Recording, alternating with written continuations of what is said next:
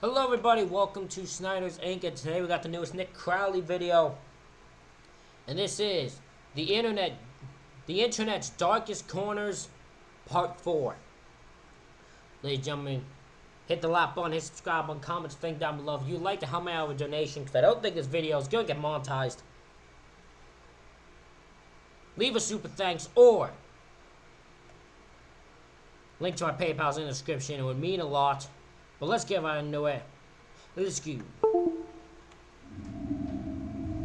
Weight and engine instruments are dependable reference, with which first officer and captain peer out into the distance to find the smooth, clear way ahead. August 31st, 1988. An airplane sits motionless at the Dallas-Fort Worth airport as passengers begin to slowly take their seats. 78 people in total were scheduled to fly that day, with the craft being piloted by Captain Larry Davis, First Officer Kerry Kirkland, and Flight Engineer Stephen Judd, a crew that boasted an impressive 30,000 hours of flight time amongst them. It was a notably windy day for the flight bound for Salt Lake City, Utah, so much so that by the time they had pulled away from the gate and reached the runway, a call was sent down to the cockpit directing them to hold their position for an additional minute, as the gusts now swelled more and more ferociously. The hold again left the craft stationary, allowing for a few moments in which the crew members spoke amongst themselves. We forgot something on our first leg today. We forgot to discuss about the dating habits of our flight attendants so we could get it on the recorder, in case we crashed, then the media would have some kind of a juicy is that right? Oh, is that what they're looking for?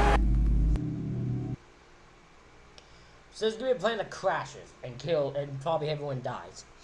But that, what a line. Yeah, we've got to talk about the dating habits of our flight attendants, so we know.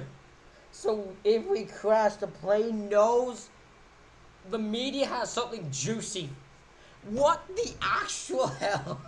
That's just so weird. That's so kind of funny.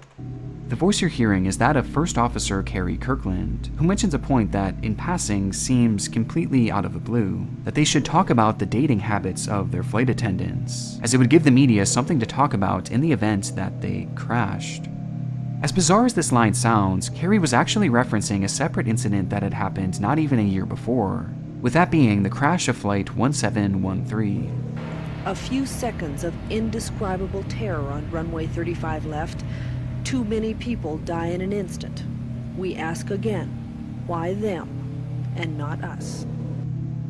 In that scenario, the pilots of the flight had also been awaiting takeoff, this time in the midst of a brutal blizzard. And rather than discussing their takeoff, they instead had conversations about the stewardesses on board, joking and laughing amongst themselves about the manner in which they dated around, with these pilots getting so lost in that conversation that they completely forgot to de-ice their plane. A mistake they likely never even realized. That is insane. They were they were just chatting amongst about the flight attendants and who they date for so damn long. They forgot to de-ice their plane and crashed because of it. As just moments after takeoff, rather than the plane soaring high above the ground, it raised only slightly before falling limp, crashing into the dirt below it and killing 28 people on board, including those 2 pilots.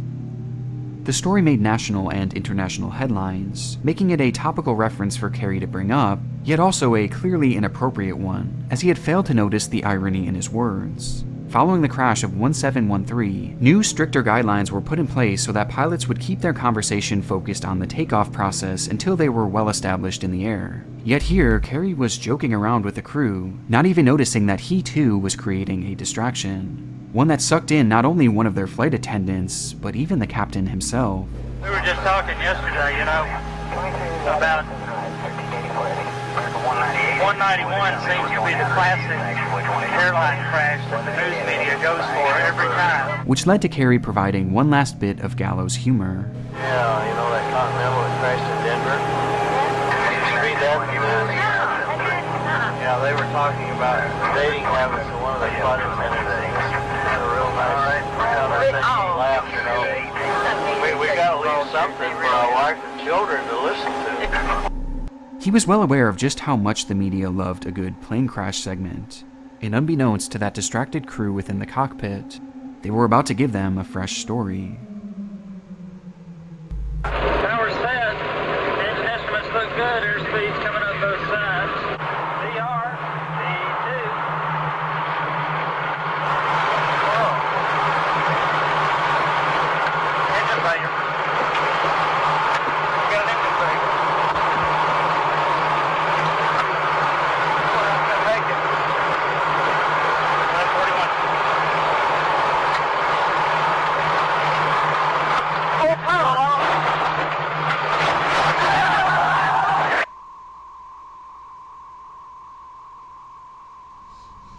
22 seconds. That's all the airtime the craft could muster, as immediately upon the wheels lifting off the ground, the craft began to roll right, with the wing striking the runway and catching on fire as it clipped a nearby antenna that was anchored to the ground.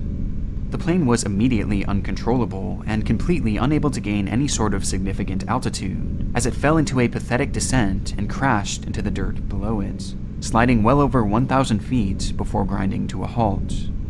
In the carnage, 14 people would lose their lives, including 2 of the flight attendants, while miraculously, all others survived, including everyone heard on this fateful recording, all of whom were swiftly fired, though not criminally convicted, despite the fact that the crash was deemed to have been caused by their own human error. What the crew had failed to realize was that as they joked, Interesting. So none of them got arrested. They all got fired. They swiftly were like, "You're all gone. You wasted our time. You're all gone." About the pilots of Flight 1713 and their untimely distraction, they too had distracted themselves to the point of forgetting an integral step of the takeoff process. They had failed to lower their wing flaps and slats for takeoff. And without these in proper position, the flight never stood a chance, making the final words inside that cockpit some of the most chillingly ironic ever recorded, with this audio going on to become yet another disturbing oddity found within the dark corners of the internet. Recorder, in case we crash. I'm gonna die. It's all the way up to my windows. I'm gonna die.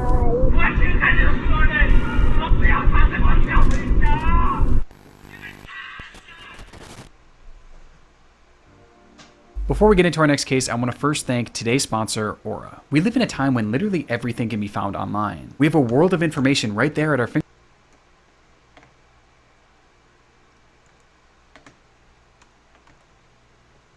as well. JJ didn't know how much time had passed when he first noticed the soundless haze that had moved in all around him. JJ could no longer see the stars or the moon.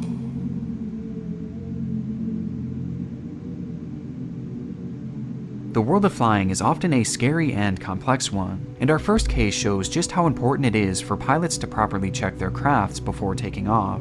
Something that even as a pilot in training, 18-year-old Connor Quisenberry understood all too well. A well-studied student of the ATP flight school, Connor had made it his life's mission to become a pilot, completing a multitude of classes and courses at the school. And by the age of 18, only a few steps stood in the way of him obtaining his private pilot's license, the most daunting of which being the high number of flight hours needed. And so on September 27, 2023, Connor was scheduled for a nighttime flight with ATP instructor Timothy McKellar, in which he would pilot a small prop plane on a 3-hour-long journey, thus bringing him 3 hours closer to that coveted license. McKellar was just 22, a young man himself, and he had not been Timothy's usual instructor, but that day he was the only pilot available to assist Connor. In fact, Young guys should never be doing a young guy. The two, that's dumb. That's dumb rookies. They're not gonna know what to do. One's not gonna know more than the other. I mean, one's still young. Both are young, so bad move. That was not gonna go well from the beginning. In fact, it was the first time the two had ever even flown together, and it was clear from the get-go that it was probably going to be their last. Recognizing the importance of checking over your plane before takeoff, Connor had begun performing a lengthy check of the craft to ensure that everything was in working order, exactly what most instructors would probably want to see from their students. But apparently not McKellar, as unbeknownst to Connor, his flight instructor had pulled out his cell phone during his checks and recorded the following video for his Snapchat.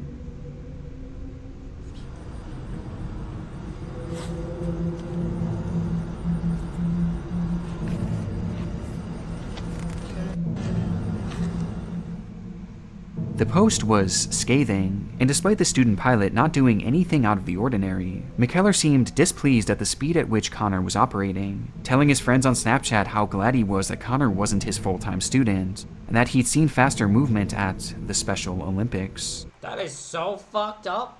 That is such a prick thing to say. That is legitimately the most prick thing to say. What the fuck? It was clear that McKellar wanted no part of this flight, and that the two could be in for a long, tense evening, with McKellar's passive-aggressive attitude only continuing on from here.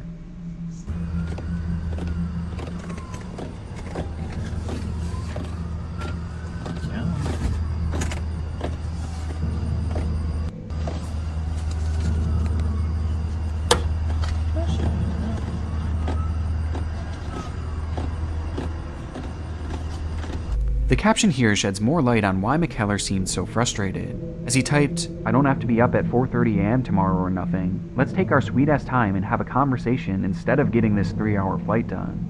But that frustration obviously can't excuse his comments or his demeanor, as in this scenario he was the teacher, there to support and mentor Connor, yet instead he was lambasting him behind his back on social media, and making it apparent to the young student that he was being a burden, as he tapped his fingers obnoxiously on the plane. And these posts continued from here, as the next Snapchat shows that the two had finally made it inside the craft and had now taken off.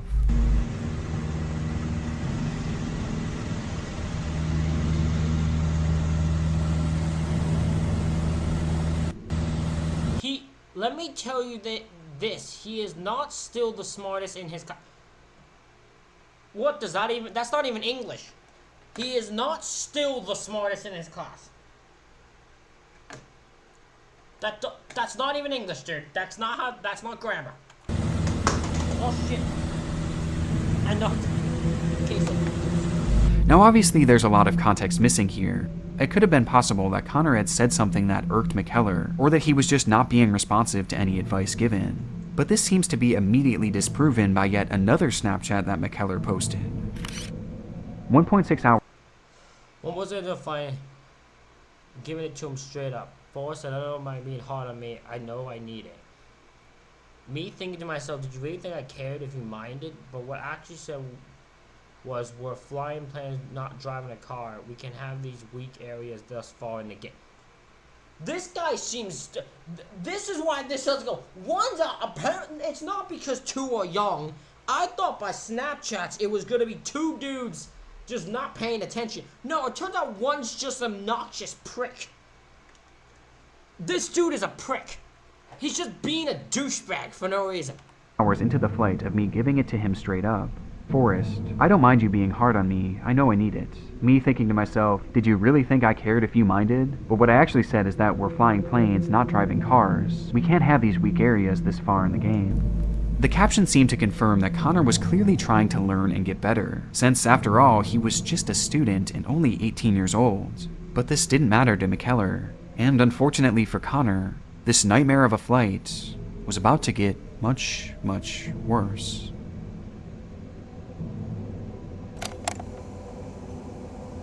"Headed our way like a group of pissed-off hornets," McKellar posted, accompanied by a screenshot of a weather radar, showing heavy rainstorms in the direction in which they were headed. This was the final post ever made to McKellar's Snapchat, as moments later, the small craft would lose contact with flight control and disappear into the stormy night sky.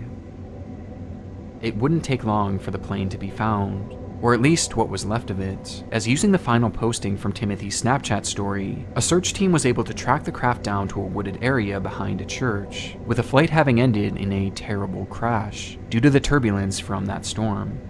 And inside that mangled mess of steel were the bodies of Connor Quisenberry and Timothy McKellar, neither of whom survived the impact. With Connor's final night on this earth having been spent facing intense ridicule both in real life and on social media, making these Snapchats some of the more depressing content out there on the internet.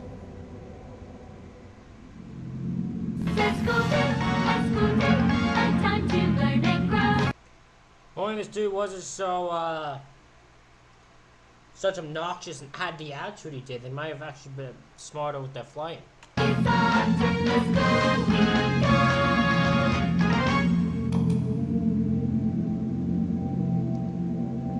Not add ed at the end of irregular verbs when making them in the past tense. That's only for regular verbs. This is Luke Rockwell, or as some of you may know him as Teacher Luke. Raised in Melbourne, Florida, the now 29-year-old was introduced to a wide online audience around the time that TikTok began exploding in popularity in the United States. The premise of his account seemed simple enough from afar.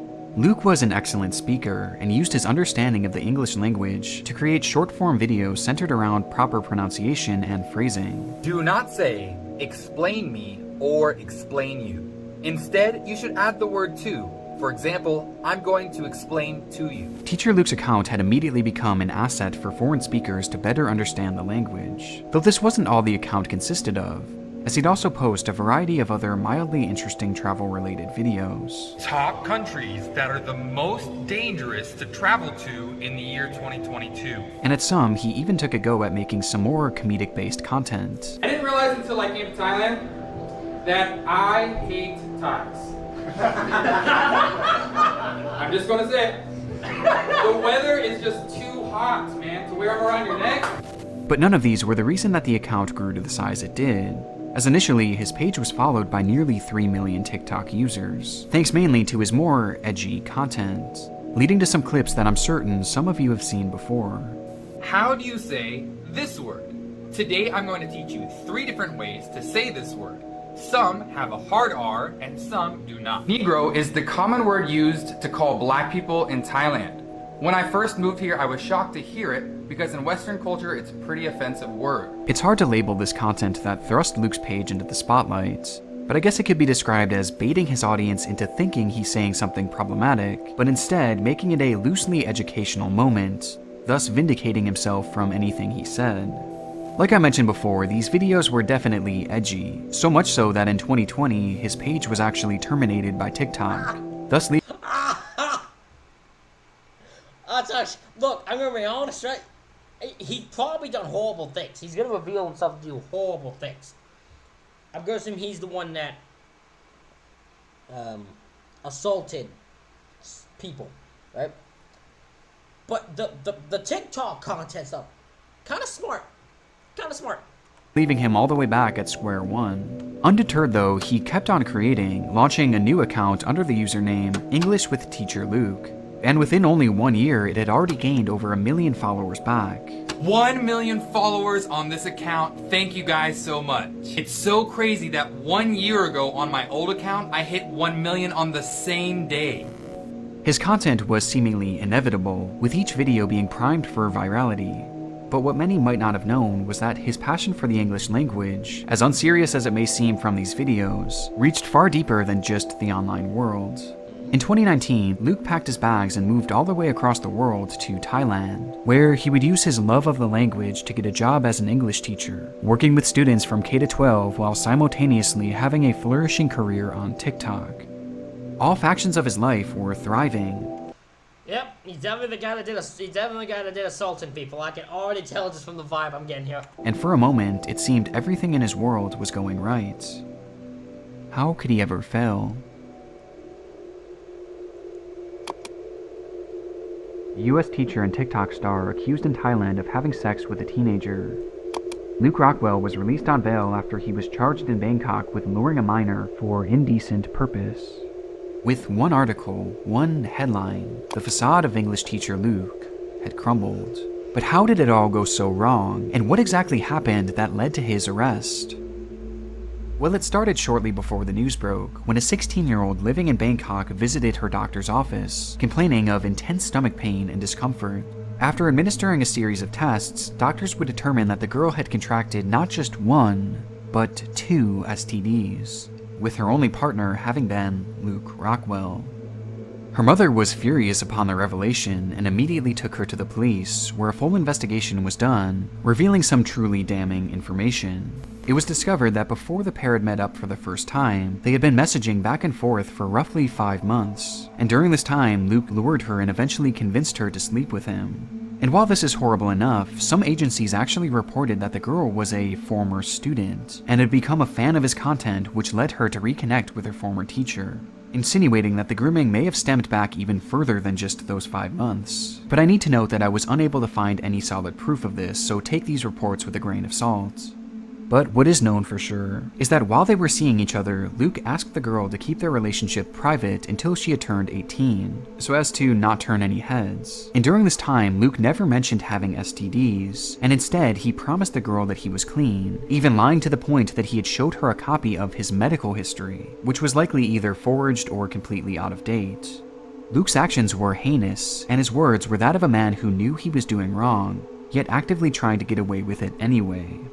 And if all these charges weren't horrible enough, the investigation into Luke revealed one final proverbial nail in his coffin, as the investigators had discovered undeniable proof that these alleged encounters had taken place. proof that came in the form of video recordings that were all done without the victim's knowledge. Following the discovery, Luke was arrested. Well, I was right on that. I was right on the assault part. I didn't think it would go to the point that he videotaped her without her knowing and gave her STDs. What a fucked up individual. And his TikTok page was removed once more. But despite the evidence for these charges lobbied against him, it appears that Luke isn't actually in prison, at least not yet, as after quickly making bail, some internet users claim that they've seen him around Bangkok, enjoying his life and acting as if nothing happened, even posting stories on what appears to be his secret private Instagram. I was unable to find any updates outside of this, making it unclear whether Luke is still on bail, if he's been taken back into custody, or if he ended up beating the charges. So for now, it's uncertain how Luke's story will end. But it's still disheartening to know that his presence is still looming out there in the shadowy corners of the online world.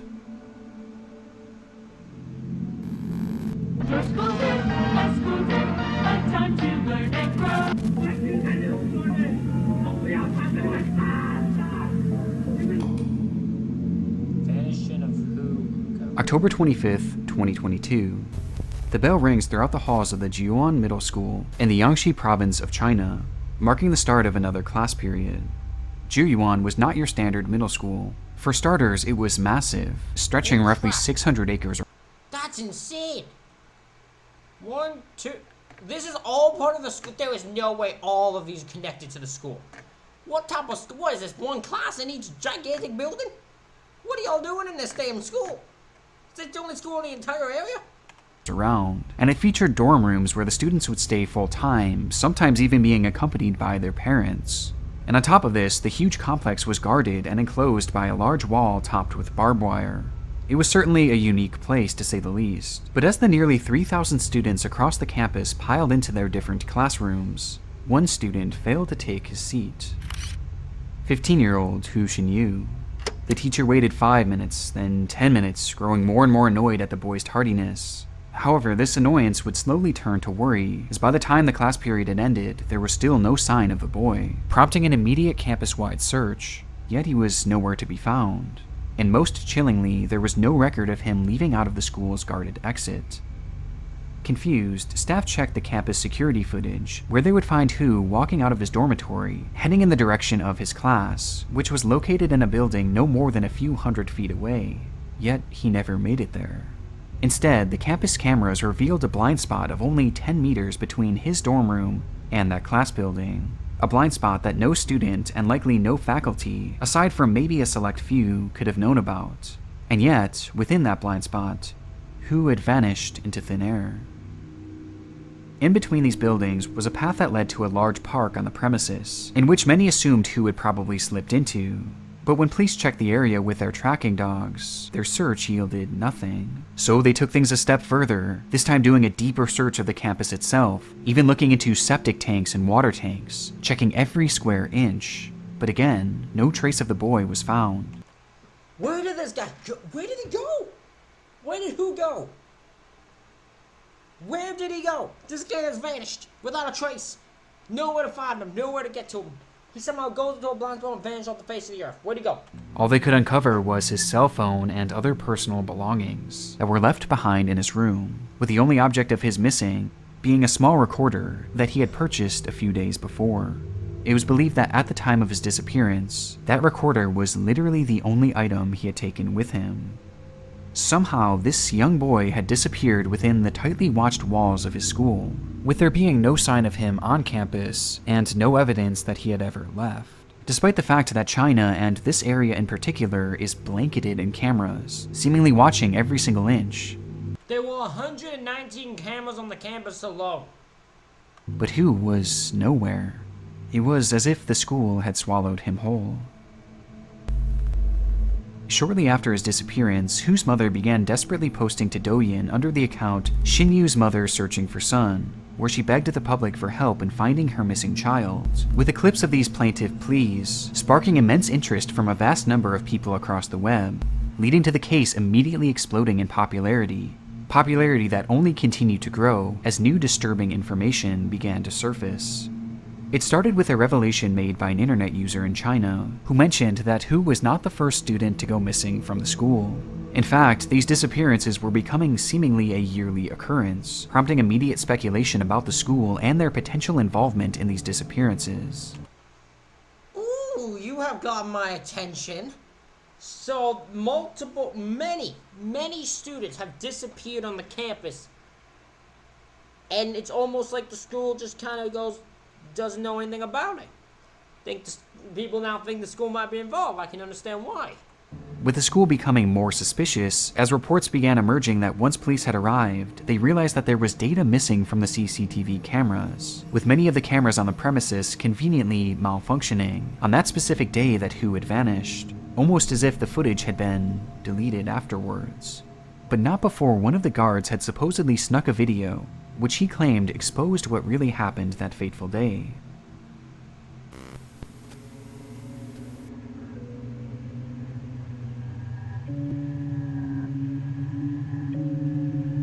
What the hell?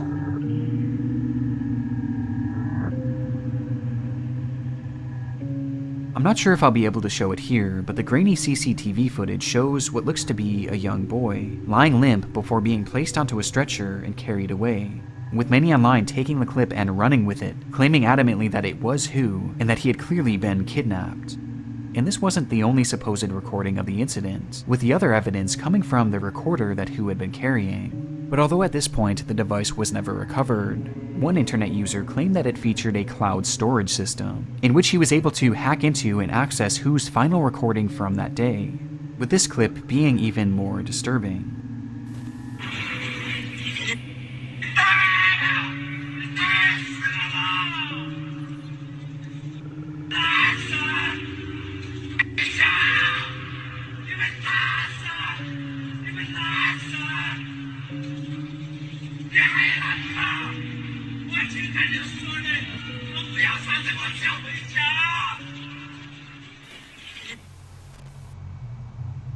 With all these claims and supposed evidence making their...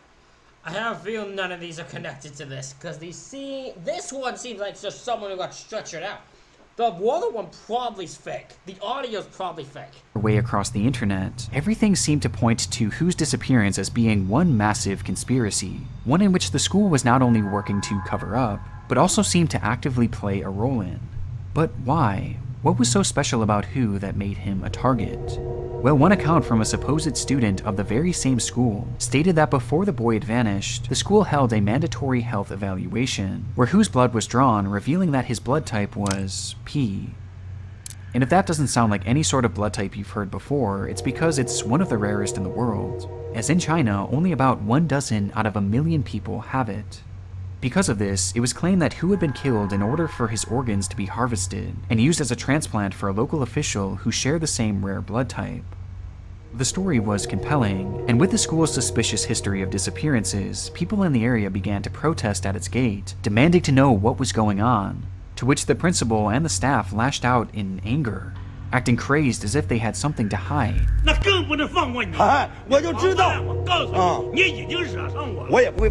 Which only added further fuel to the fire.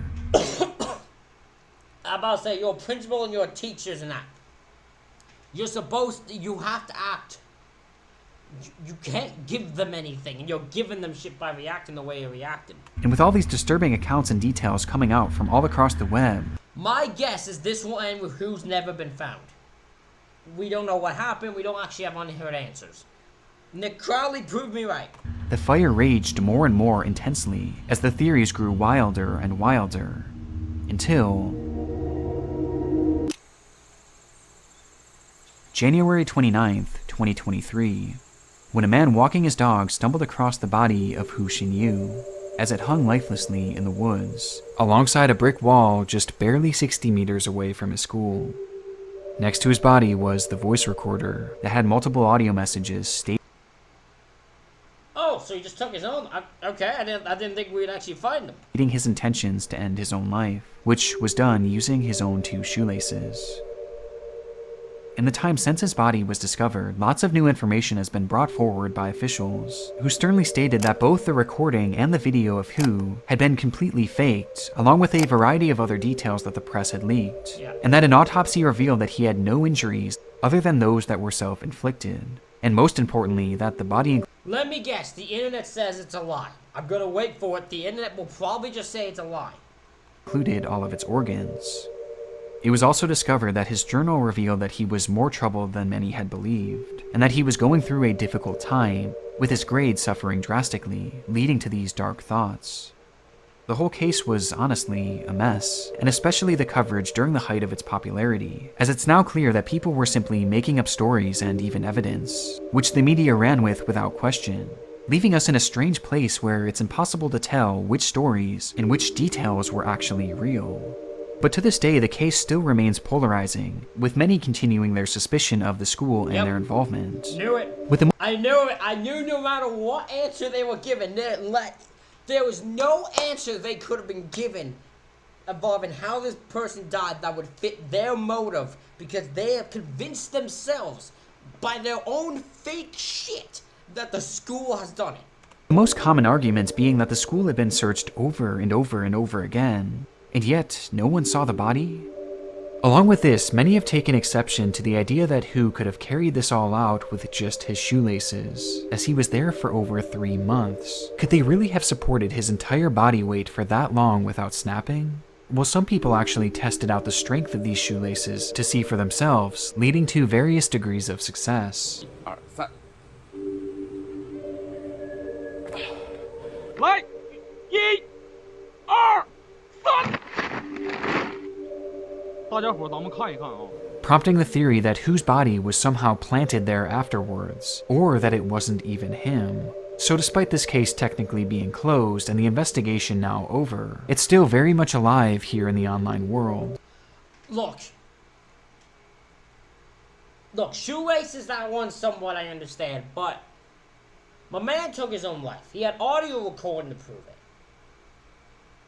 I released the audio so we know that's from the police themselves, so that way we know that's true, that's real. But I think this case is done. Where people continue to question what exactly happened to Hu Xinyu.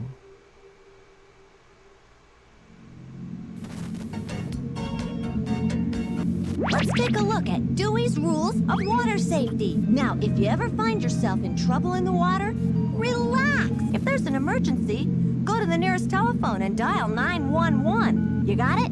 Good.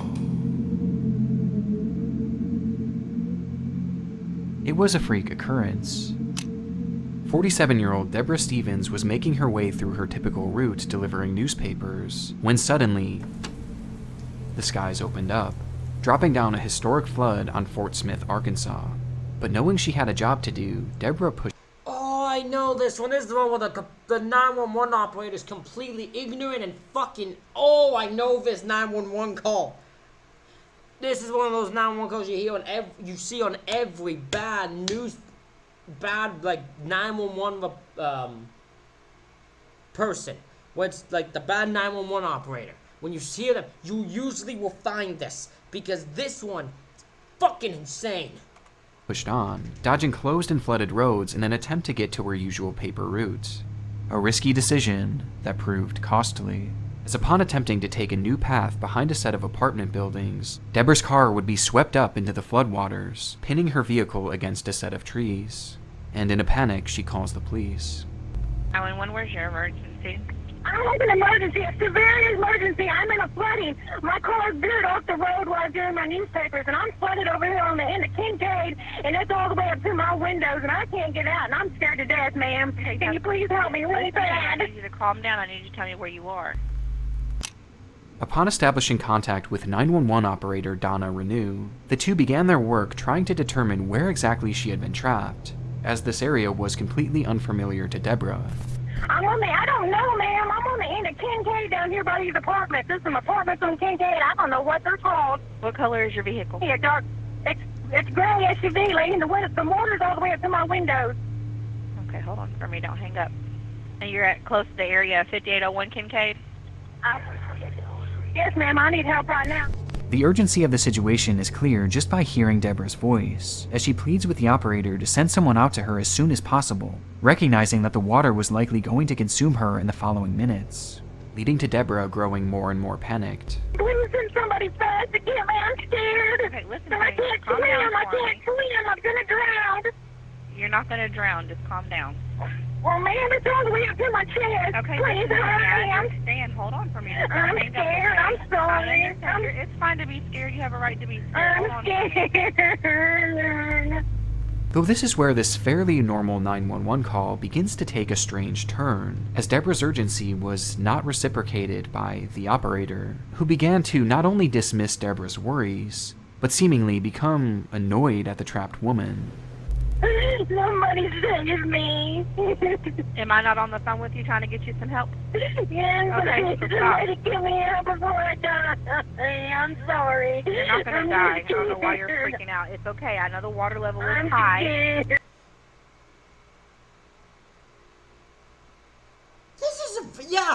This is bizarre. Hurry up. I don't know why you're freaking out for. Cause she's about to drown. Dumb bitch. I understand that, but you freaking out doing nothing but losing your oxygen up in there, so just calm But down. are they not gonna come get me? You said what? I'm sorry? When are they gonna be here? As soon as they get there. Man, my phone's gonna die, and they're not gonna find me, and it's gonna ruin my brand new phone. Do you really care about your brand new phone? I mean, you're over there crying for your life. Who cares about your phone?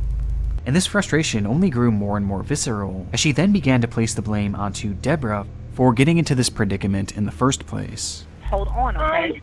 Thank you. I'm sorry if I'm rude, but I'm scared. You're not being rude. I know you're scared. Just calm down for me. I'm scared.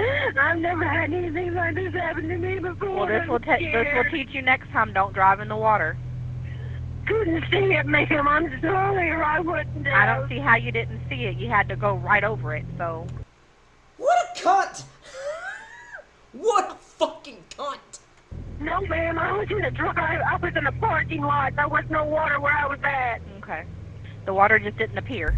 At this point, the call had been going on for well over 15 minutes, but still no help had become visible to Deborah, who, despite knowing just how close to death she was, remained as composed as she could be, just thankful to have someone there talking to her, even if that person on the other end of the line was dismissing her and demeaning her. I'm sorry, ma'am. What's your name? Donna. Donna, thank you for being here for me, Miss Donna. You're welcome. Though all of this failed to stop the obvious annoyance of the operator, who after nearly 20 minutes now, couldn't help but sneak in a laugh. In between both apartment complexes on this street, at the dead end.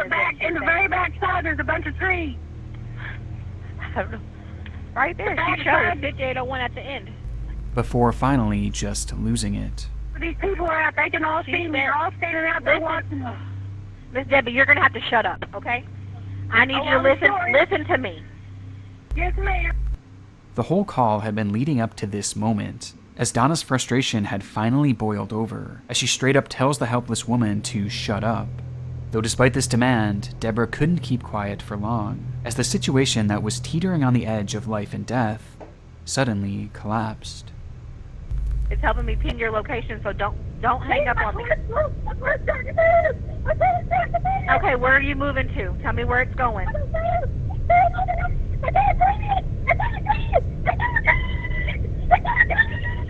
Okay, tell me where you are.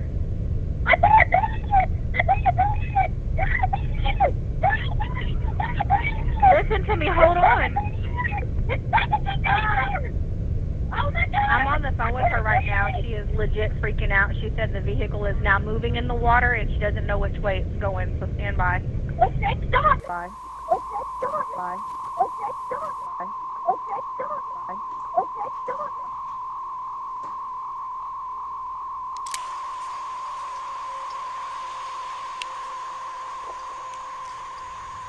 I'm standing around the very back side of the apartment complex on the southeast side, and the only part of her car I can see is the roof and the dome light that's on in it. I can't get out there to her, and you're gonna have to wait out here to me to get to me, so... It would take officers approximately 12 hours to find Deborah's car, where inside she was dead. her final moments of life being captured on a 911 call where the operator couldn't even pretend to care. And her predicament was made even more heartbreaking in hindsight, as it was revealed that Deborah was handicapped and couldn't even swim. In fact, she had a crippling fear of water. Following the release of this dispatch call to the public, heavy criticism was immediately placed onto Donna Renew, with hundreds and thousands of... Of course! 100%! They should... I wish that she won't be. She should fucking be arrested for this. That is... Fuck this. Please tell me she's fine. People signing petitions calling for criminal charges to be made against her. But no such charges were ever made. In fact, she wasn't even fired for her role, because this was her final shift anyway. She had submitted her 2 weeks' notice exactly 2 weeks before, and this just so happened to be her final shift, which perhaps explains her attitude. And with one last cruel twist to the story, just 3 weeks after Deborah's passing, her mother Nancy would pass as well, with family members claiming that it was due to a broken heart, and the stress caused by the ordeal. Though despite this and the fact that Donna Renew has never apologized for her actions, Deborah's family has gone on to forgive her nonetheless, with this amazing act of virtue shining a faint light on one of the darkest cases I've ever come across.